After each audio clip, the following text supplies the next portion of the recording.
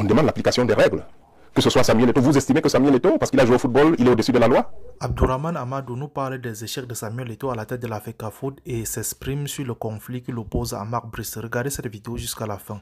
Les réseaux sociaux, y compris Samuel lui-même, parce qu'il m'a mis en statut plusieurs fois, ils ont décrété un jour, comme ça, que j'aurais déclaré qu'il ne passerait pas l'année 2023 à la Fédé. Mais après, maintenant, c'est devenu l'année 2020. Donc, chaque mois de décembre, il décrète ça. Moi, à Samuel, je lui ai dit, mais écoute, est-ce que tu as une copie de cette déclaration? J'ai fait cette déclaration où? Quand? Dans quel média? Mais les gens répètent ça, parce que vous savez, hein, on dit souvent qu'un mensonge répété une fois, parfois, oui, dans la tête de certains. Dans la tête de certains. Pourquoi on voudrait m'empêcher de parler de football? Moi, je parlais de football avant que Samuel ne soit Samuel Eto'o. Et je suis à la fédération, j'étais son dirigeant. Aujourd'hui, il peut venir m'empêcher parce qu'il est là, on dit, je ne parle pas de football. L'autre jour, j'ai eu une bonne discussion avec lui au Caire. On a eu une bonne discussion en tête à tête. Et on s'est dit, il nous arrive de nous avons échangé en toute courtoisie. Nous avons échangé. Et c'est ce que je pense. Et c'est pourquoi, le pourquoi des choses. Moi, ceux qui ont commencé à s'intéresser au football depuis quelques années, Non, écoutez, en 2013, quand moi je faisais face au professeur Onaf, paix à son âme, mais Samuel Eto'o, il jouait encore, il était footballeur. Le professeur, j'ai fait face au professeur Ona, j'ai fait face à M. Tombiaroko, j'ai fait face à Metrapi, j'ai fait face à Seydou Momondjoya. Mais personne ne m'a dit, mais maintenant, quand c'est Samuel, on lutte pour le football camerounais. Et pour preuve, depuis qu'on a commencé à dénoncer, mais ce football, il est où aujourd'hui? La fédération, elle est où aujourd'hui? Moi, quand je dirigeais l'administration de la fédération, le budget, c'était 5 milliards. Il y a 20 ans. Vous imaginez? Et je ne suis pas sûr qu'aujourd'hui, la fédération, en termes de fonds propres, a même 2 milliards. Comment la Fédé fait pour avoir 2 milliards comme fonds propres? En 2025. En 2025, 20 ans plus tard, la fédération devait avoir 20 milliards de budget si elle avait suivi le cheminement normal, tel que le président y avait mis les fondamentaux en place. Mais aujourd'hui, je ne pouvais pas imaginer qu'en 2025, que la Fédé soit encore dans un siège, un immeuble lépreux. Moi, je n'aurais jamais mis mes pieds dans cet immeuble-là, même un seul jour. Mais M. Samuel Eto'o, ça fait bientôt 4 ans. Il est dans le même immeuble, vous pouvez imaginer. Moi, je sais ce qu'on se disait. Alors donc, je vais toujours parler du football, parce que je parlais du football avant Samuel Eto'o, avant qu'il ne soit Samuel Eto'o. Et je vais parler du football après qu'il soit parti de la fédération. Parce que le football, c'est le football camerounais. Je parle du football. Parce que vous êtes nourri par les combats. Qu'est-ce qui vous accroche au combat permanent au niveau du football? Vous voulez le monde merveilleux? Non. Un monde sans cache totalement? Non, je ne veux pas un monde, je veux un monde normal.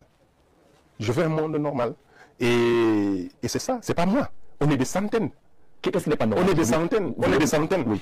On est des centaines d'acteurs du football. À chaque fois qu'il y a une plainte, là aujourd'hui vous avez 2 plaintes qui sont pendantes. Vous avez une plainte qui est au TAS, qui va là, je pense que la sentence est le 28, ça sera le 28 février, ça a été reporté. Mais c'est quand même 55 clubs. Et des membres de l'Assemblée générale de la FECAFOOT, y compris même des membres du comité exécutif de Samuel lui-même. Vous comprenez? Non, on revendique une seule chose depuis de longues années. Permettre aux acteurs du football de désigner leurs dirigeants. C'est simple, hein? C'est la seule chose qui est demandée et ça n'a pas été, et on ne permet pas ça aux acteurs du football. Et ça fait déjà 20 ans que ça n'a pas été désigné par les dirigeants. Non, il y a quand même une assemblée générale. Non. Elle est composée de qui, cette assemblée générale? Est-ce que c'est la faute à Samuel Eto'o si l'assemblée générale est mal? Je n'ai pas dit que c'est sa faute. Mais je vous ai dit, nous menons ce combat avant son arrivée. Ça ne peut pas être sa faute. Il est venu entrer dans un système que lui-même dénonçait. Vous comprenez? Mais je ne sais pas si les gens savent les relations qu'il y avait entre Samuel et moi. De longue date. Et on a eu l'occasion d'en reparler encore. On a même soupçonné qu'il était derrière certains nouveaux démarches au TAS. Mais j'ai démontré que ce n'était pas vrai. Parce qu'il ne pouvait pas être... Comment il aurait pu financer des choses contre Metrapi qu'il avait lui-même fait venir à la fédération? Ou bien Seydou. Peut-être vers la fin, il a eu des problèmes avec Seydou, mais nous, on n'était plus là. Vous comprenez? Non, les gens peuvent dire ce qu'ils veulent dire. Mais le combat que nous menons à la fédération, c'est vrai que quand j'ai commencé, j'étais seul. Mais après, des dizaines d'acteurs. Parce que quand on parlait des problèmes de la fédération, les gens ne comprenaient pas peut-être très bien. Ou bien les gens n'avaient pas le courage de venir. Aujourd'hui, c'est la même chose. Quand vous demandez quelque chose et ça ne change pas, on vient vous dire seulement que prenez ça. Mais moi, si ça avait été un engagement personnel, une bataille, non, j'aurais pris, je sais pas, je serais devenu milliardaire. Hein. À un moment donné, je pouvais tout avoir. On pouvait tout me donner pour que je laisse les affaires de la fédération. Mais moi, j'ai dit non. Il y a des gens qui voulaient vous faire taire. Non. Et on a tout tenté. On a tenté. Pas seulement. On a même cherché à me supprimer. Vous comprenez? Au moins 2 fois. J'ai la preuve. Vous comprenez? Et on a utilisé même les moyens de l'État. Et ça, ce n'est pas aujourd'hui que je le dis. Vous comprenez? Donc, jusqu'à présent, on n'a pas permis aux acteurs du football camerounais de désigner leurs dirigeants. Monsieur Samuel Eto'o a pris part. C'est important cela, c'est aussi important cela. Mais vous pensez que... Mais c'est pour eux, c'est leur activité. C'est pas les combats qu'on peut laisser parce qu'on a quand même, j'allais dire, une icône, une figure telle que Samuel Eto'o qui est là et faire un peu... Samuel a été le seul à qui on a donné une chance. Tout le monde m'a dit, ah, c'est parce que c'est ton ami. Ah, c'est parce qu'il t'a acheté. Qu'est-ce qu'on n'a pas dit? Quand j'ai rassemblé des gens, les acteurs, je leur ai dit, bon, Samuel, il vient d'arriver, il n'était pas là, on peut encore lui. Il y a des gens qui ont pleuré. Moi, j'ai vu des pères de famille pleurer. Ils me disent, mais c'est parce que c'est... Mais comme il y a beaucoup de respect, les gens ont accepté. Le jour où je suis venu les rassembler pour leur dire que Samuel n'a pas accepté notre main tendue, mais il y en avait qui ont fêté. Vous comprenez? Et ils ont compris que moi je ne le faisais pas parce que... Et voilà. Et c'est comme ça. Nous, on lui a donné une possibilité qu'on n'a donnée à personne. Et je pense que c'est parce qu'il a raté cette main tendue, c'est parce qu'il ne l'a pas prise, qu'aujourd'hui... La main tendue comprenait quoi, contenait quoi? Non. Et l'autre jour, je le lui ai dit. Je lui ai dit, mais tu ne peux pas dire que j'ai demandé de l'argent. Moi, je ne t'ai pas demandé de l'argent. Je n'ai pas demandé de l'argent à Samuel Eto'o. Je le lui ai dit encore l'autre jour, au cœur, les yeux dans les yeux. Non, il était question de payer des indemnités de cession des gens qui se sont réunis pendant 9 mois. Et je lui ai dit, ils sont à 44, tu donnes 1 million à chacun.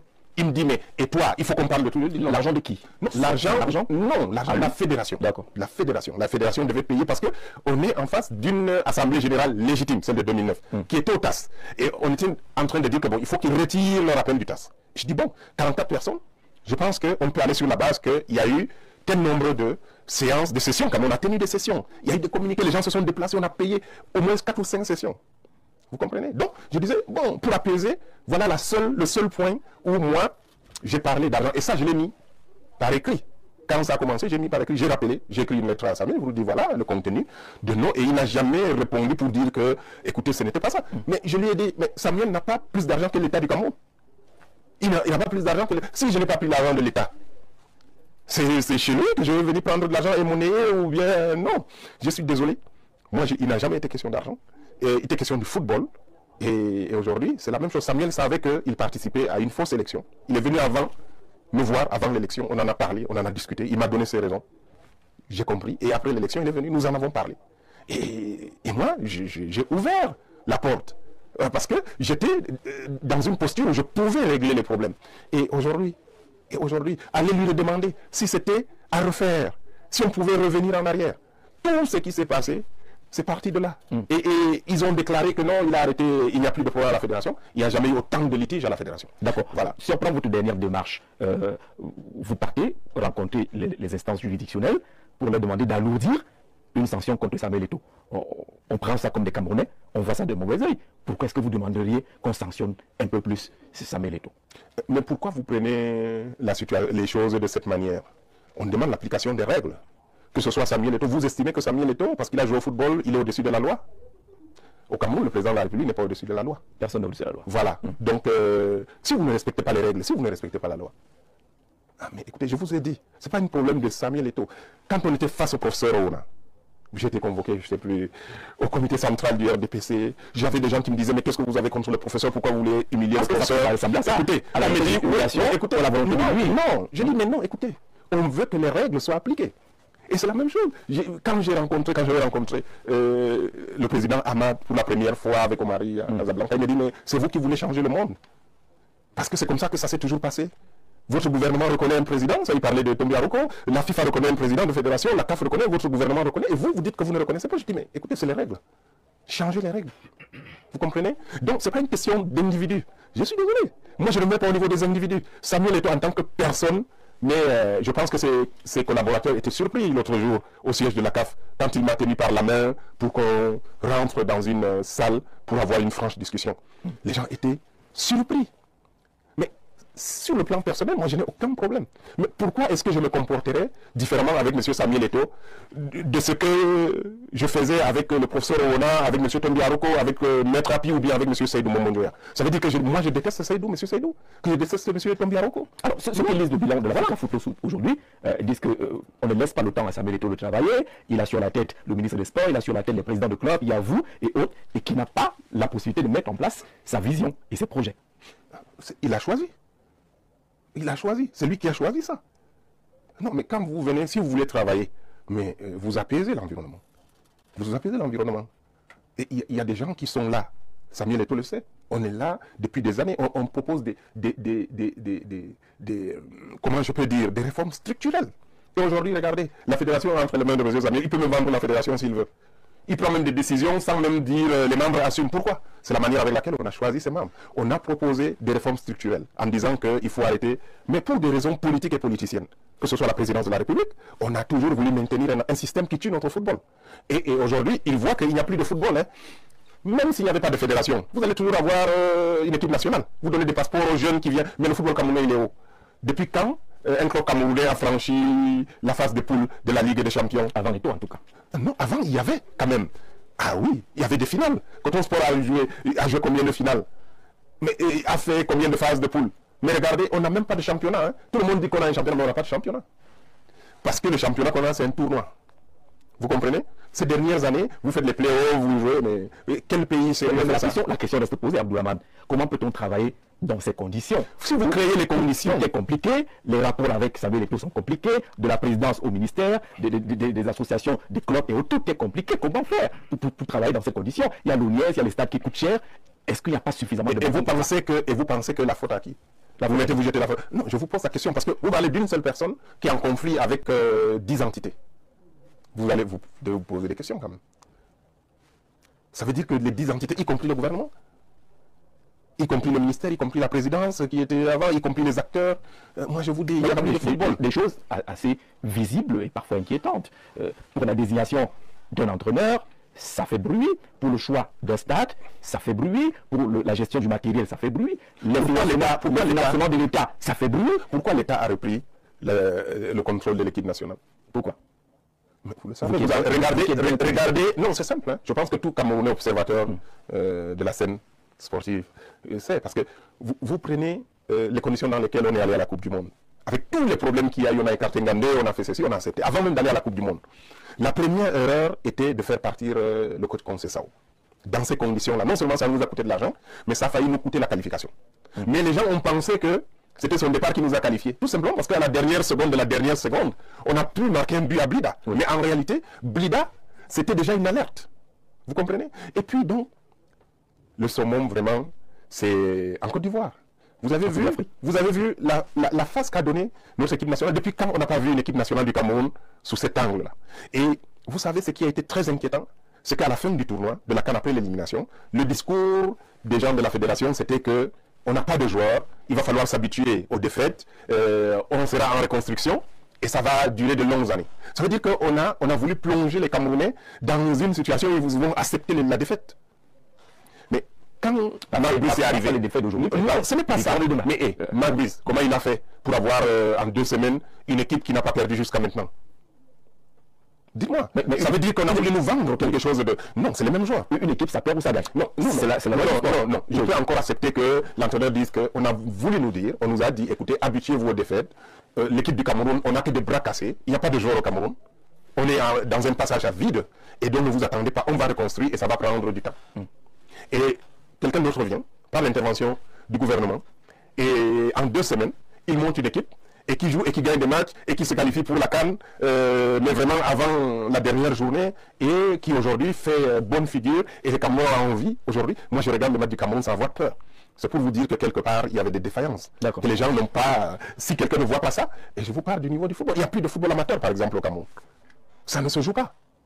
Et depuis au moins 3 ans, vous n'avez pas, les championnats ne se terminent pas, même dans le centre. Hein. Bonsoir, Président. Bonsoir, bonsoir. Prêt à répondre aux questions proposées par les internautes. Bien sûr. Alors, quel regard posez-vous sur le football camerounais? Je viens de le dire, c'est un gâchis. Parce que pour moi, Samuel était une grande chance pour notre football, mais aujourd'hui, et bon, on ne va pas rentrer dans le pourquoi et le comment des choses, mais le résultat, c'est qu'aujourd'hui, la fédération n'a jamais été aussi mal en point depuis au moins peut-être les 30 dernières années. C'est la première fois que notre fédération se retrouve dans cette situation. Mauvais casting, mauvais choix. Non, bon, peut-être pas. Il n'a pas été bien conseillé. Nous aurions pu l'aider. Et je pense que si on avait mis la main, et il le sait, ça je le dis clairement, si on avait mis la main, s'il nous avait écouté, moi s'il m'avait écouté et qu'il avait accepté ce que je lui avais proposé comme feuille de route, aujourd'hui je pense qu'on aurait eu, en toute humilité, hein, parce que là, avec le recul, je peux le dire, parce que j'ai vu les résultats. Je pense que s'il m'avait suivi, Et je ne sais pas qui il a suivi. Mais j'ai senti que quelqu'un d'autre lui a dit, écoute, ça c'est du pipeau, viens, on va. Et il a suivi cette personne et je pense que lui, il doit savoir de quoi je parle et c'est dommage. Que dites-vous de la prolongation du mandat du président de l'Africa Foot? Là aussi, c'est vraiment, s'il m'avait demandé, mais je n'aurais jamais conseillé cela. Parce que vous ne pouvez pas d'abord, c'est une hérésie, vous ne pouvez pas changer, modifier la durée des mandats qui est déjà en cours. Non, ça doit être, c'est quelque chose qui doit s'appliquer sur le mandat suivant, mais pas le mandat en cours. Et cela, ça montre déjà que très tôt, dès 2022, que mon frère Samuel Eto'o savait déjà que sa reconduction, sa réélection à la fédération devait être problématique. Vous pensez qu'elle est problématique, sa réélection? Écoutez, moi je ne parlerai pas d'abord de l'élection parce que nous avons quand même des étapes avant d'arriver à l'élection. La question aujourd'hui, il faut que les gens retiennent. Je ne suis pas, parce qu'après ils vont dire que j'ai dit que Samuel ne va pas passer le mois de janvier, on est le 31 ou bien... Non. Est-ce que Samuel va pouvoir terminer son mandat ou pas? Et ça, c'est une grande question. C'est une question qui est devant les plus grands tribunaux. Non. La procédure au TAS. Bien sûr, il y a un jugement qui est attendu. Et si maintenant, ce jugement lui permet d'aller au bout de son mandat, bon, dans ce cas-là, on va parler, mais il y a cette décision qui est attendue et ça fait 1 an que ce dossier est devant le tribunal. Quelle appréciation faites-vous du travail de Marc Brice à la tête des Lions Indomptables? Très bien. Moi, j'ai vu les entraîneurs camerounais. J'étais au cœur de la vie des Lions Indomptables pendant plus d'une décennie. Et je pense que c'est quelqu'un qui fait un bon travail. Et c'est dommage qu'il ne bénéficie pas de toute la collaboration. C'est vrai que lui-même, c'est pas facile. Est-ce que lui, comme on dit au Cameroun, est-ce qu'il a la collaboration? Je pense que... On a quand même l'impression qu'il a une attitude va-t-en-guerre. Non, il a été maltraité au départ et je pense que c'est quelque chose qui l'a traumatisé et ça va marquer tout son passage à la tête des Lions Indomptables tant que cette fédération sera en place. Est-ce qu'il parle là un peu trop? Est-ce qu'il ne parle pas un peu trop mal? Non, c'est clair que parfois, il y a des mots malheureux. Vous comprenez? Mais il y a eu tellement de choses. Il y a tellement de choses que c'est pas lui accorder les circonstances atténuantes. Moi, je n'excuse pas, je ne justifie pas, mais je comprends. Je comprends qu'il est... Est-ce qu'à votre époque, vous auriez accepté qu'un entraîneur tienne tête au président de la fédération? On a eu, avec Otto Pfister, la même situation, pratiquement. Mais maintenant, nous, on a géré ça. Monsieur Otto Pfister venait dans mon bureau, il s'asseyait. Et alors que j'avais toujours demandé que s'il venait avec la liste des lions, qu'il laisse à mon secrétariat. Mais il venait toujours s'asseoir pour me dire, moi je ne veux pas de problème, moi je ne veux pas tralala, moi je ne veux pas blabla. Alors un jour, j'ai demandé à mes collaborateurs, je dis à M. Martin Etongué, je dis, mais dis à ton ami, mais pourquoi il vient dans mon bureau? Il me dit, mais je lui ai dit, et il me dit qu'il sait que tu le détestes, mais il vient quand même. Vous comprenez? Et il sait que j'étais furieux parce qu'on était là un jour, on a suivi qu'on a nommé un entraîneur à la radio, au journal de 17h. Le président, il n'a pas signé son contrat, mais on l'a laissé travailler. Il venait à la fédération, il s'asseyait, il déposait ses courriers, on était... Bon, voilà, il n'y a jamais eu cette confrontation, et puis ça s'est bien passé, parce qu'il a continué, il a travaillé, et après il est parti. Vous comprenez? Parce qu'il y a eu... Ça a été mal géré, je pense qu'il y a eu une surréaction du président de l'Africa Foot. Moi je peux comprendre, parce qu'on a vécu ça plusieurs fois, au moins 2 fois. Parce que même l'entraîneur, comment il s'appelle encore, celui qui était là en 2000, le président il m'avait dit qu'il avait suivi la nomination, il était à son bureau à Sokoto. Vous comprenez? Donc, mais on a travaillé, parce qu'il s'agit du Cameroun. Et ce sont là, comprenez, les mauvaises pratiques que Samuel Eto'o veut changer. Et en cela, est-ce que ça a changé? Est-ce que ça a changé quand même plus ou bien l'accompagner? Est-ce que ça a changé? Est-ce que le fait de faire ça, moi je n'étais pas contre ça parce que l'équipe nationale ne fonctionnait plus. Parce qu'on nous demandait d'accepter les défaites. Mais les Camerounais n'ont jamais accepté les défaites. Là, déjà en 72, mais des millions de gens ont été traumatisés, y compris le président Idio. Et là, du coup, on nous explique que les Lions, on doit s'habituer à voir les Lions perdre. Mais moi, j'étais d'accord que le ministre tente cette reprise, et surtout qu'il avait mis les formes. Il s'est basé quand même sur une disposition de la convention de collaboration, que même la FIFA n'a pas pu... voilà, vous voyez, quand c'est allé à la FIFA, moi je l'avais dit avant, et la FIFA elle-même a dit, bon, changer, le ministre n'est pas parti de rien du tout. Vous comprenez? Mais moi j'étais d'accord, et je suis d'accord que, au vu de ce qu'on a vécu à la Coupe du Monde et à la CAN, Coupe du Monde 2022 et à la CAN 2022, que la fédération perde son autonomie, je préfère le football camerounais. Vous liquidez l'autonomie de la fédération. Non, c'est pas une question d'autonomie, c'est une question... Non, je suis pour la responsabilité, c'est pas une affaire de défaite, c'est une affaire de responsabilité. Parce que vous avez... Comment vous écartez des joueurs sans raison?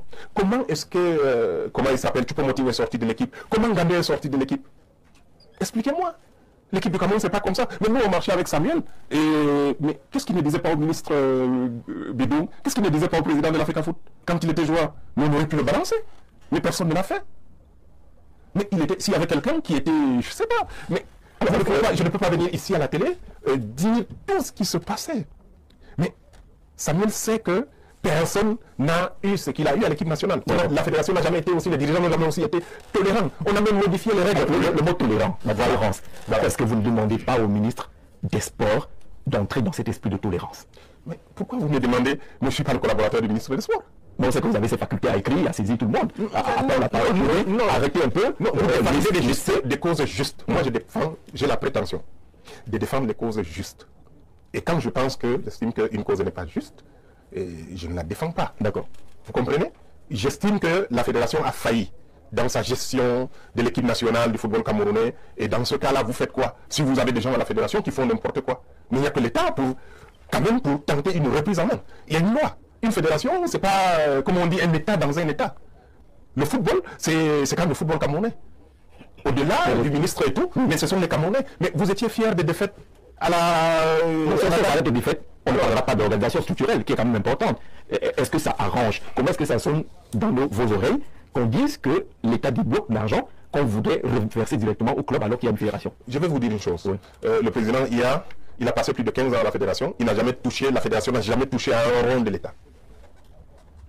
Il a toujours demandé au ministre de s'occuper. S'il y a des choses à faire, le ministère s'en occupait. Il y avait un directeur administratif des équipes nationales, Nguidjol, qui venait, mais Nguidjol venait. La fédération a son argent. Je vous ai dit que la fédération... Non, écoutez, on est même arrivé à dire que mais pourquoi l'État doit payer les entraîneurs? La fédération, il y a 20 ans, avait les moyens de payer un entraîneur. Vous comprenez? Mais aujourd'hui, vous ne pouvez pas vous mettre entre les mains. Comment ils ont fait? Nous aussi, on avait signé une convention de collaboration. Mais il n'y avait pas ces dispositions qu'il y a aujourd'hui dans cette convention qui est en vigueur. La fédération a des moyens et l'argent de l'État vient en appui. Et je vous ai dit, pendant plus de 15 ans, le président, la fédération n'a jamais touché à l'argent de l'État. C'est géré, car tout au contraire, on a fait beaucoup d'avances d'argent. Au ministère, parfois, on a même eu du mal à récupérer 100 millions, 200 millions, parce qu'on nous dit que le budget n'est pas sorti. Est-ce que la fédération peut avancer? La fédération l'a fait. Mais on n'a pas besoin d'argent de l'État pour... surtout en 2025. Je vous ai dit, si on était à 5 milliards il y a 20 ans, mais aujourd'hui, vous dites-moi par où la fédération camerounaise de football peut avoir 1 milliard aujourd'hui? Cash. Le sponsoring. Oh, qui? Et quel est le sponsor qui donne 1 milliard? L'équipementier. Quel est l'équipementier qui donne 1 milliard? On a eu les contrats. Pour donner non, Puma, c'est pas ici. Puma, il est parti depuis. Puma, c'était sous le président. Ils ont continué. Qui peuvent donner 1 milliard. Et qui donnait. Je suis en train de vous dire qui donnait. Puma donnait de l'argent, donnait des équipements. On avait des sponsors de partout. Je vous ai dit plus les ressources propres, l'argent qui était à la FIFA, ainsi de suite. On avait un budget. La fédération était autonome. Elle n'attendait pas quelque chose. Et l'argent des clubs, c'est la fédération qui donnait l'argent au club. La fédération n'attendait pas l'argent de l'État. La fédération donnait presque 1 milliard. À la Ligue, presque 1 milliard à la Ligue de football professionnel. Vous imaginez? Et aujourd'hui, on attend ce que l'État donne, et que c'est l'État même qui donne 350 millions pour organiser le championnat et l'autre aussi pour payer les salaires. C'est la Fédé qui payait, qui donnait 250 millions il y a 15 ans à la Ligue pour qu'elle organise le championnat. Alors, quels sont vos rapports avec Seydou Bobo Njoya? On s'est croisés quelquefois et cordial. Et ce que je déplore, c'est que tous, c'est après le départ de la fédération qu'on arrive à se parler. Vous comprenez? Je ne comprends pas. Je ne comprends rien. Si M. Tombiaroko, on avait pu se parler, et je pense que l'histoire aurait été différente. M. Seydou, si on avait pu se parler, l'histoire aurait été différente. Parce qu'ils vous considèrent comme l'homme qui marche avec le timbre à main. Non, c'est parce qu'ils ont toujours eu une approche conflictuelle. Ils n'ont jamais cherché à écouter ce qu'on voulait dire. Vous comprenez? Et c'est la même chose avec Samuel. Peut-être que Samuel, on va redevenir des frères quand il va partir de la fédération. Alors que je n'ai jamais aimé parce qu'il faut des contributions les uns les autres pour améliorer. Concernant Cyril Bobo Njoya, vous connaissez l'actualité du côté du COMEX, la CAF, il ne pourra pas postuler. Samuel Eto'o ne pourra pas, en l'état actuel des choses, prospérer. Ça fait une place de perdu pour le Cameroun. C'est bien dommage. C'est aussi, je pense que c'est une défaillance de la gouvernance de notre pays aussi. Parce que si c'est un pays qui est vraiment dirigé, qui est gouverné, mais écoutez, on n'aurait jamais eu... Parce qu'on a vu venir cette situation. Il y aurait eu un arbitrage. Mais aujourd'hui, apparemment, il n'y a personne. L'arbitrage aurait peut-être permis que la fédération présente... Bien sûr, que le Cameroun ne perde pas une place. Parce que déjà, le président Issa, on a été présent pendant longtemps. L'internet Ahmad, on a été absent. Parce que le président Issa venait de perdre sa place. Donc il n'y avait pas de Camerounais au sein du comité exécutif. Mais après, on a eu Seydou, malgré tout. Il aurait pu rester, ou bien on aurait pu permettre à Samuel. Mais vu l'hypothèque qu'il y a et qu'il y avait sur la candidature de Samuel, je pense que oui, si on avait une gouvernance politique cohérente au Cameroun, on aurait pu... À ce niveau-là, vous aurez sauté un arbitrage. C'est clair, c'est la diplomatie camerounaise. Quand dans la loi du Cameroun, en réalité, si vous voulez postuler, si vous voulez viser un poste au sein d'une institution comme la CAF, vous devez obtenir l'autorisation de l'État. C'est dans la loi. Vous comprenez? Donc, ça veut dire que là, vous irez là-bas, vous représentez le Cameroun en quelque sorte. Et donc, le Cameroun aurait pu... On a laissé deux Camerounais aller se bouffer là-bas. Voilà. Et donc, griller une place. Voilà. Et ça, c'est beaucoup plus de la responsabilité de Samuel. Bon. Mais est-ce que ceux qui... Parce que c'est clair que... n'est pas venu vers la fédération pour demander un mandat. Non, cela montre qu'il y a une lutte de clans. Parce que, et qui est dommageable pour tout le monde. Mais maintenant, est-ce que ça il doit demander, est-ce qu'il n'a pas demandé? Est-ce que Samuel, moi tout ce que je sais, c'est que Samuel a annoncé les couleurs en disant qu'il n'allait jamais présenter. Parce que ce n'est même pas la présentation, c'est la transmission. Parce que M. Seydou Momondjoya est membre sortant du comité. Et donc, de ce seul fait, il est éligible. Il est rééligible. Et donc, mais il fallait que ce soit sa fédération qui transmette son dossier au secrétariat général de la CAF, à la commission de gouvernance. Ce qui n'a pas été fait, et c'est un problème de procédure, et je pense que Seydou lui-même a dû être surpris, parce qu'il se disait que cette disposition ne s'appliquait pas à ceux aux candidats, aux membres sortants du comité exécutif, mais tout montre qu'on n'a pas réellement les motivations, mais je pense que